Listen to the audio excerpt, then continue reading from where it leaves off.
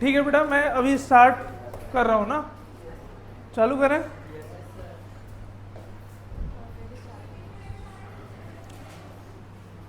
तो बेटा हम लोगों ने क्वेश्चन नंबर 14 तक कल सॉल्व कर लिया था, उसका नोट्स भी आप लोगों को दे दिया मैंने। ठीक है, आज बस लास्ट के जो 2 क्वेश्चन है बस उतना ही हम लोग को सॉल्व करना है। ये सॉल्व कर लेंगे तो पूरा का पूरा हमारा ट्रायंगल चैप्टर जो है वो कंप्लीट हो जाएगा। ठीक बात है।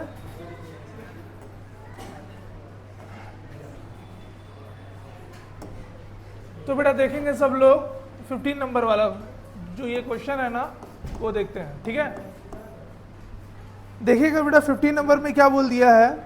A vertical pole of length 6 metre cast a shadow 4 metre long on the ground and at the same time the tower cast a shadow of 28 metre long.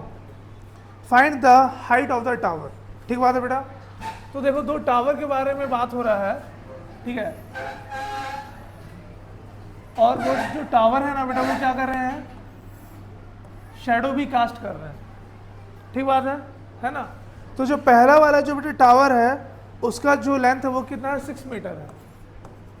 क्या है बेटा, 6 मीटर। और 6 मीटर लेंथ में वो 4 मीटर का shadow cast कर रहा है। ठीक बात है बेटा।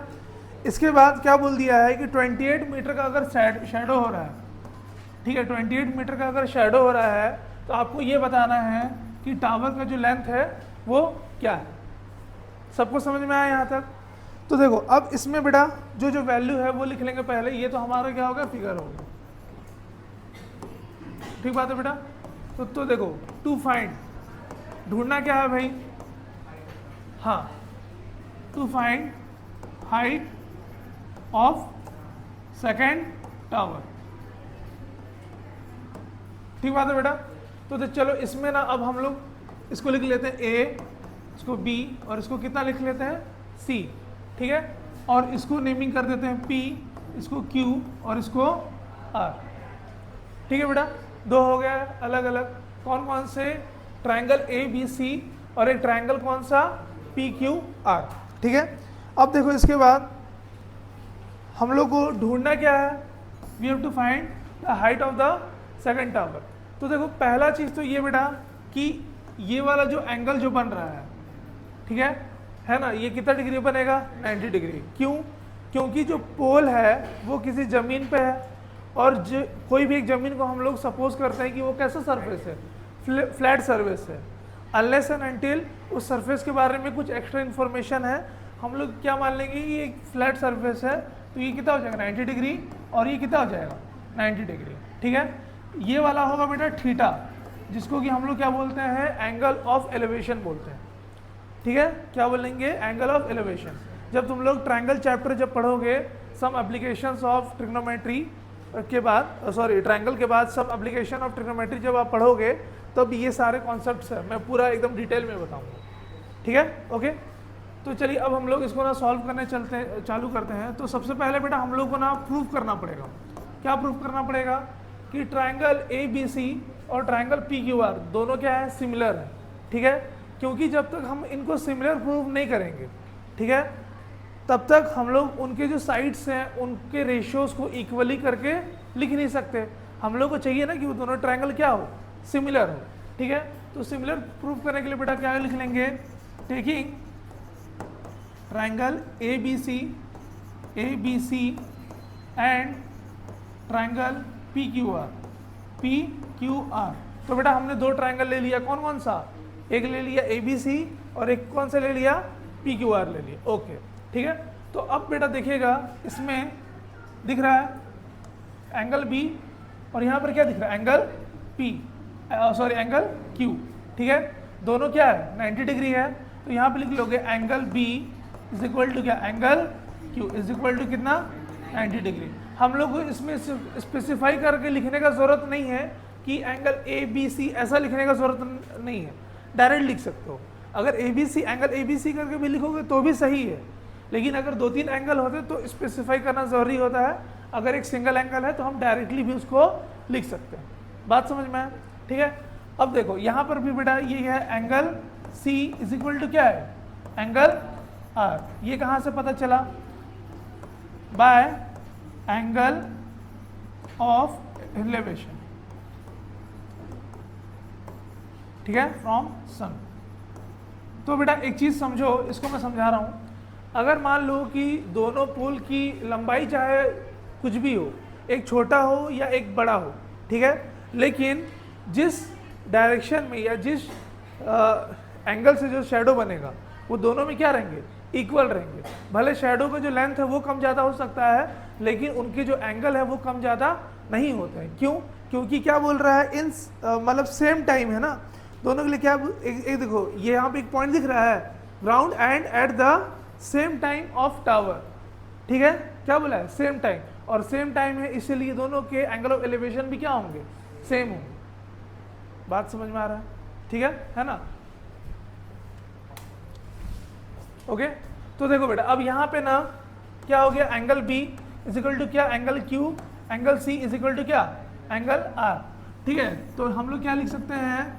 Bye angle similarity, by angle similarity triangle A B C is similar to triangle क्या? P Q R. ठीक बात है बेटा, हो गया। अब देखो कि अगर दोनों ट्रायंगल बेटा सेम है, ठीक है, तो उनके जो कोरस्पॉन्डिंग साइड्स होंगे उनका रेशियो भी क्या होगा? इक्वल होगा। ठीक, तो देखो ये वाला बीच वाला एंगल है, इसके इस तरफ वाला क्या है? ए बी है, और क्या हो जाएगा? P Q. ठीक बेटा, और इस तरफ देखिए क्या है? ये बी सी है, बी सी व क्यू आर, ठीक है।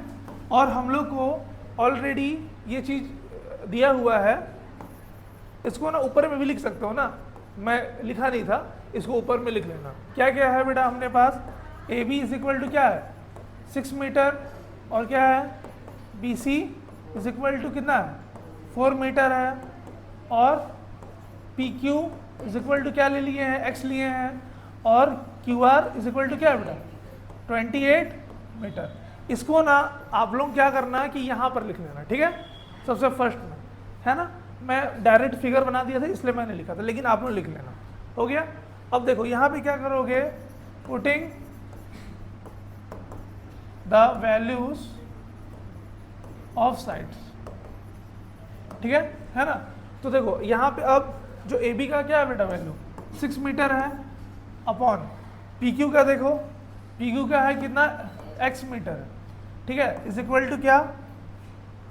बी सी का है बेटा 4 मीटर, अपॉन क्या है? क्यू आर का 28 मीटर। तो देखो 4 1 सा 4 7 सा कितना? 28, और 28 मतलब 7 इंटू 6 क्या हो जाएगा? 42 मीटर इज इक्वल टू क्या हो जाएगा? x, ठीक है। यहाँ पे जो क्वांटिटी जो हम लोग रखेंगे वो मीटर ही रखेंगे, मीटर स्क्वायर नहीं लिखेंगे, क्योंकि हम लोग को एरिया नहीं निकालना है, लेंथ निकालना है। और लेंथ कभी भी क्या होता है? पावर एक ही रहना चाहिए, चाहे सेंटीमीटर, मीटर हो या किलोमीटर हो, ठीक है। तो हमारा जो आंसर होगा क्या होगा बेटा? x is equal to 42 metre. सबको समझ में आया ये क्वेश्चन? ठीक है, चलिए लिख लेते हैं। चलिए बेटा अब 16 नंबर देखते हैं, ठीक है। 16 नंबर सब लोग एकदम ध्यान दीजिएगा, इसको लास्ट भले है ये, बट एग्जाम में आने लायक है, ठीक है।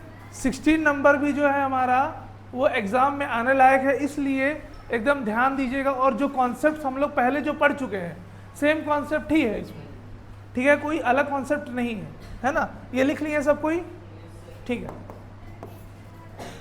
चलिए बेटा अब देखेंगे हम लोग क्वेश्चन नंबर 16। तो 16 नंबर में बेटा क्या बोल दिया है?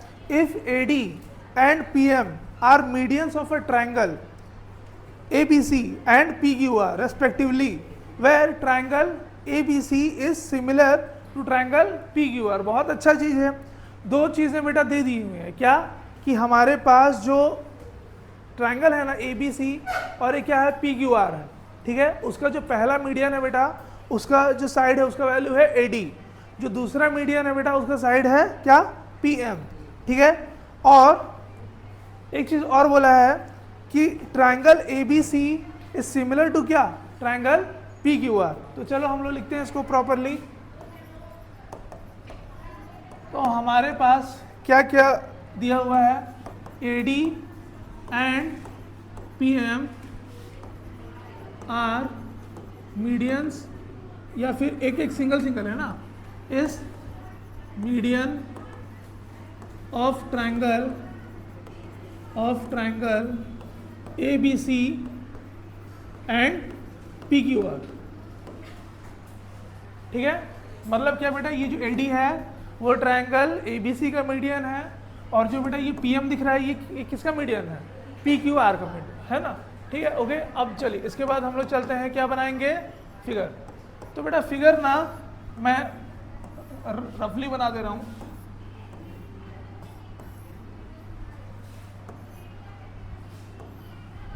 एक है बेटा क्या है, A, B और क्या है, C है, और ये है बेटा अपना P,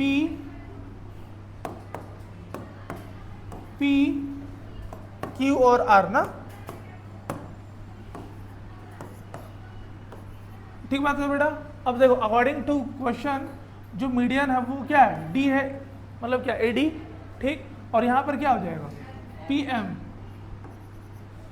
ठीक बात है बेटा, समझ में आया यहाँ तक। अब देखो ये दोनों चीज करने के बाद क्या बोला है कि triangle ABC is also similar to triangle PQR। अच्छा ये तो ऊपर में ही आ जाएगा, triangle ABC similar to triangle क्या, PQR। ठीक बात है बेटा, ठीक। अब देखो हम लोग को प्रूव क्या करना है, AB अपॉन क्या, PQ, कौन साइड है, AB अपॉन PQ, दिखा साइड, ठीक। और क्या प्रूव करना है, AD अपॉन PM, मतलब इस तरफ का हम लोग को कोई भी जरूरत नहीं है, ठीक। तो हम लोग कौन कौन सा ले लेंगे, बस A, B और D, ये ट्रायंगल ले लेंगे, और ये ट्रायंगल कौन सा लेंगे, P, Q और M। ठीक बात है बेटा, ठीक। तो यहाँ पर क्या कर लोगे, टेकिंग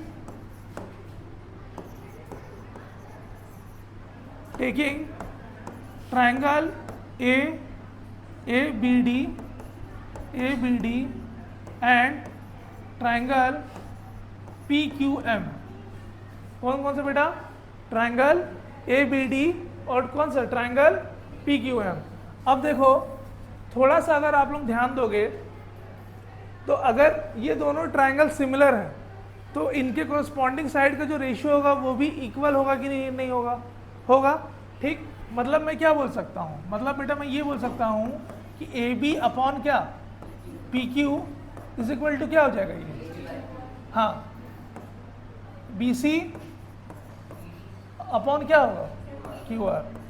बेटा BD डायरेक्टली नहीं लिख सकते ना, डायरेक्टली नहीं लिख सकते, मैं पहुंचूंगा वहाँ पे, लेकिन मेरे को आपको जंप थोड़ी ना कराना है, मेरे को सैलरी थोड़ी ना मिल रहा है, मेरे को आप लोगों का अच्छा रिजल्ट देना है ना, मैं पहुंच रहा हूँ, मैं टेंशन लो, ठीक है। अब देखो डायरेक्टली हम क्यों नहीं लिख सकते, क्योंकि यहाँ पे हम लोग को BD और QM के बारे में कोई इन्फॉर्मेशन नहीं है, वो जी हम लोग को दिखाना पड़ेगा कि कैसे वो रेशियो में, ठीक है।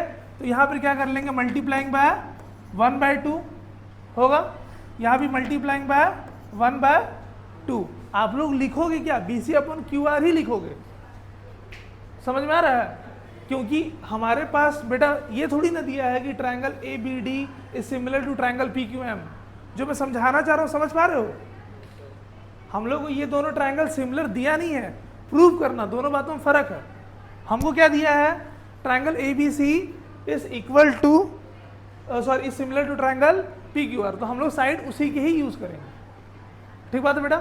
तो देखो इसको आप सॉल्व कर लोगे तो क्या हो जाएगा, AB upon PQ is equal to क्या, अब देखो BC का जस्ट हाफ है ना, क्यों, क्योंकि ये जो लाइन है ना AD ये क्या है, मीडियन है, ठीक। मतलब क्या, ये जो दोनों साइड होंगे दोनों का वैल्यू क्या होगा, इक्वल होगा, जस्ट हाफ। तो इस तरफ क्या हो जाएगा, BD अपॉन क्या, QM।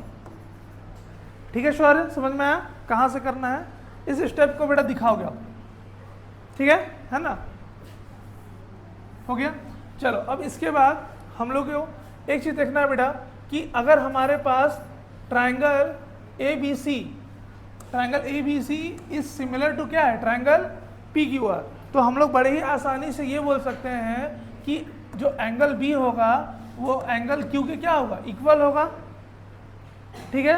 दिख रहा है ना, क्योंकि ये दोनों एंगल क्या है, कोरस्पॉन्डिंग एंगल है और ये जो ऑलरेडी दिया हुआ है।